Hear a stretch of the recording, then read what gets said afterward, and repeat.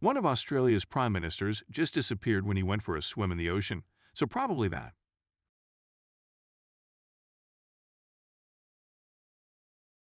What historical mystery is unlikely to ever be solved?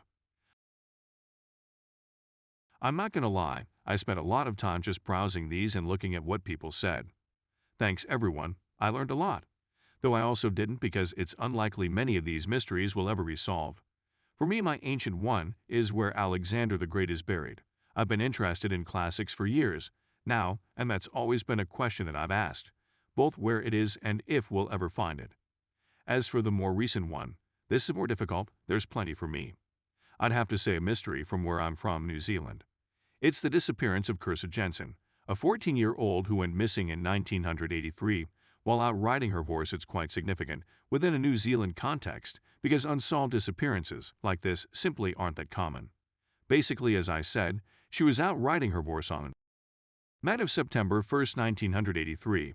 Her horse was later found alive, but she hasn't been seen since. All signs point to foul play, that she was abducted and murdered that night. That's what I believe, too. Unfortunately, we will most likely never know.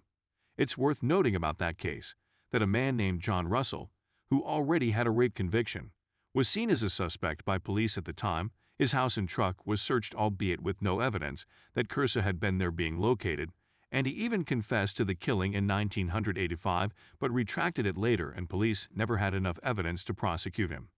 Ultimately, police said that there was more suggesting he wasn't involved than that he was, but he committed suicide in 1992 and left no suicide note, no last confession or anything. Perhaps he could no longer live with what he did, if he indeed did do it. Again, it's unlikely we will ever know. He took what he may or may not have known with him to the grave.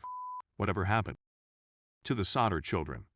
There are too many unsolved cases involving children. The Beaumont children are the main ones in Australia, though a few years later 2 young girls were kidnapped from Adelaide Oval, possibly by the same person. Though we'll never know for sure, the most likely suspect is dead. I remember hearing a story about the Beaumont case. I think it went something like a detective was writing a book on the case decades after the fact. He starts researching a suspect who was now deceased, goes to the house where he used to live and interviews his widow. While there, he goes to the basement and finds a purse that matched the description of one that was owned by one of the missing girls that was never found. When he asks the widow where the purse was from, she tells him to leave. The next day, when he gets permission to seize the purse, the wife says she threw it away. I believe the suspect was Harry Phipps, who was mentioned in another comment. The book is The Satin Man. There were some other compelling anecdotes as well, with his supposed tendency to pay people with $1 notes. What Pope Leo said to Attila the Hun. Attila was taking over the world and made it to Rome and the Vatican. Leo rode out alone and spoke to Attila and convinced Attila to not destroy Rome and the Vatican. What was said, only the archives of the Vatican has any idea. I'm a fan of trade wind cycle theory causing the impetus for collapse. Climate change, every 1,800 years, where the Saharan trade winds shift upward temporarily to displace the Mediterranean. This in turn prompted several civilizations to collapse as rainfall ceased and put stress on the Sardinians, who had extensive trade networks with the eastern Mediterranean. Imafan, the Sardinians, or Muraca, were an offshoot of Minoan colonies that merged with native Belbeker after a failed colonization attempt in Iberia around 4000 to 3000 BC. Combined, that has a similar bull sun and moon god religious systems, and it's possible the earliest threads of this people began in Anatolia prior to Cyprus and Crete becoming inhabited. And I suspect, given their caches of iron and bronze ingots with Brahmic demarcations, they may be the actual ancestors of the trade networks that the Phoenicians used to rise to power. Interestingly, Etruscan housing roofs echo those of Nuragic towns. And given Minoans did have a form of gladiator combat, the Nurag also did, a sort of boxing shield has been found repeatedly. It's possible the Etruscans were a sort of hybrid culture of Sardinians and Greeks. It's very possible our way of looking at these people as independent is wrong. It seems better to view them as tribes that could confederate depending on interests. Technologically, they built complexes that wouldn't be rivaled until the Middle Ages and castles 3,000 years later. They are mostly unknown because most of the writings on them, while extensive, are stuck as untranslated local dialects. I'd say Western academia is around 40 years behind modern-day research.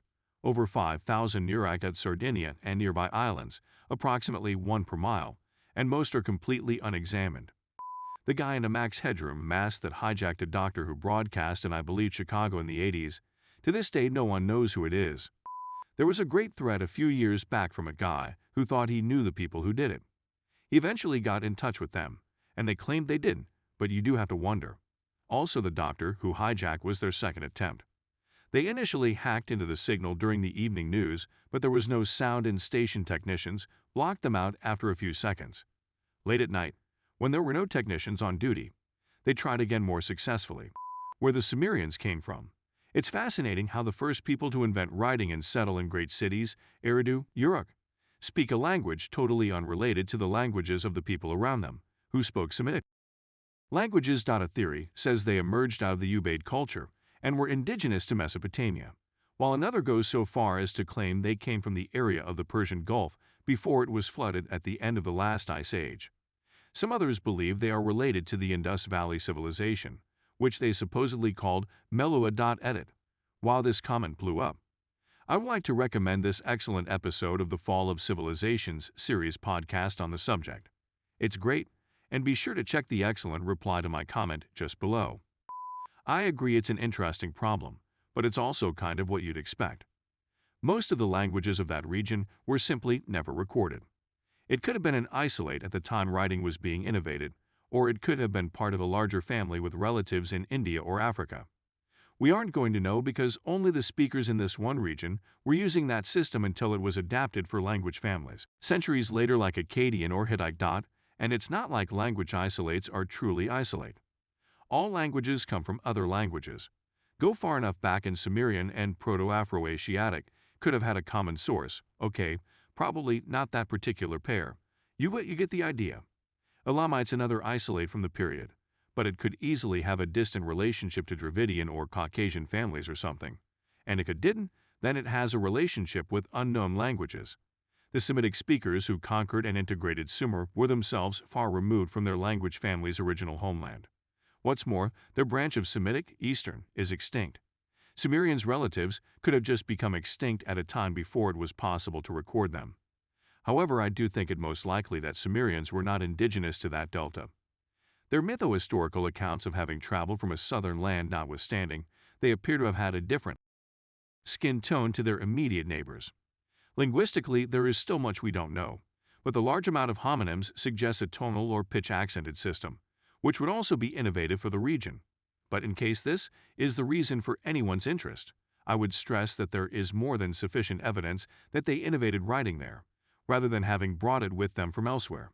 We have a good 5-6 centuries of proto-writing from them and can trace the origin of many cuneiform signs to pictographs on coins and tokens. A relationship with the Harappan civilization is non-existent, in my view. Indus Valley writing is proto-writing and shares none of the characteristics of Sumerian proto-writing.